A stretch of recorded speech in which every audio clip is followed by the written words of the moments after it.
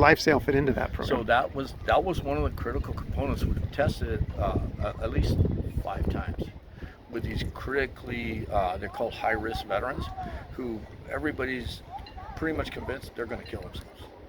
And so we think, well, we need another component to introduce to them, to introduce to something that they've never experienced in life, or just a place to get away and relax. And the way we tell them, we tell our veterans, hey, look, come sailing with us. You can spend a day out in the ocean and just relax. Nobody's going to question you. We're not going to prod you. We're not going to ask you how you're feeling. You just come for the experience. And LifeSail, what I saw was kind of two-pronged, because they help a lot of foster care children, a lot of at-risk youth, and a lot of those. These veterans kind of took to that concept where they say, because the other part of what we introduced them, you can either just go for the experience, or you can become actively involved. And now you can pay it forward by helping Matt help these kids. And they seem to really respond to it, because they need like a purpose-driven life, right? Veterans need purpose. And by linking those two components together, they're like, this is purpose. And we actually have 5 cases that I can refer you to. I can actually, if you want to talk to them, we can call them up, say, how did LifeSail change your life? And it was basically, one guy had one day out on the ocean, changed his life completely. We had 2 guys who had served 4 tours of Afghanistan and Iraq together, came home, were highly suicidal, and they went out with Matt two times. One guy's now working as a peer at the VA, and the other guy's, he's still struggling, but not with suicide. He just jobs and this and that. And so that's the other part of the component what we do collectively is voc rehab, getting them jobs, getting them, attached or paying it forward. But LifeSail was a huge component to that.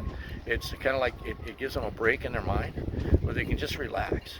And then we can talk to them afterwards and introduce them to new concepts they never were receptive to, or because of what was going on in their head, they just never could hear it. And is there anything else like it in terms of LifeSail? Nothing that I've seen. Not the way Matt produces it, not the way he presents it. And it's all done with love, and that's actually what works. That's what we tell people, that we just care about people, and we respond to them as we would if I was their brother or their father, or they were my daughter or my sister. We kind of give them that level of connection. And how many veterans have come through, do you think, more or less? I'd say right now, because we were testing the waters to see if it would work. I think it was 5 total of the suicidal ones. Oh, I see. But about 50? Yeah. About 50 of them total. 150.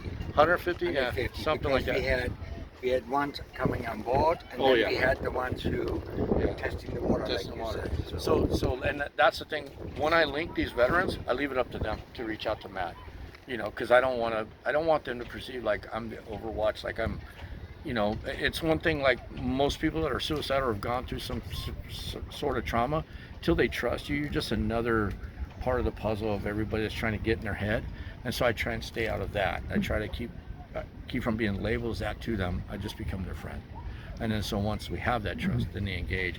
But then we're also able to introduce them to other veteran service organizations that I've linked to Matt, and they take advantage. So he would know the numbers more specifically, but for the suicidal ones that I had that everybody was worried about, that we thought they were going to kill themselves, it was 5 that I know. They're friends of mine now to this day. Angel was the first one. Angel was calling me just now. I'm going to go take him to lunch. But that was, 4 years ago? Yeah. We did with Angel. Totally changed, man. 4 years ago, I took him with me. Everybody was concerned with him. I said, hey, let's just, he was a Navy veteran. I was in the Navy myself. And so I took him down. We spent one day on the water. On the way home, we're driving through the Carl's Jr. and I got him some food. Parked in the parking lot where he's sitting there eating. All of a sudden, he got quiet.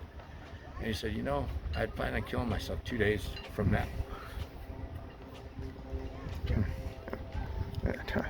But because of what we did, it changed his mind, Do you hope to expand the program? You think you could, are there enough people that would need it? He needs the support, whatever that comes, however that comes. But yeah, I think it's, Are there more vets in need though in this case? Oh man, you'd be surprised. There's a lot out there.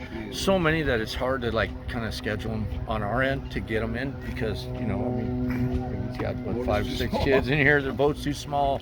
We could do a lot more with more. Obviously, but you do what you got, right? We do a lot what do we say? We do more with less, kind of sometimes. I hate being in that situation, but that's sometimes what it takes.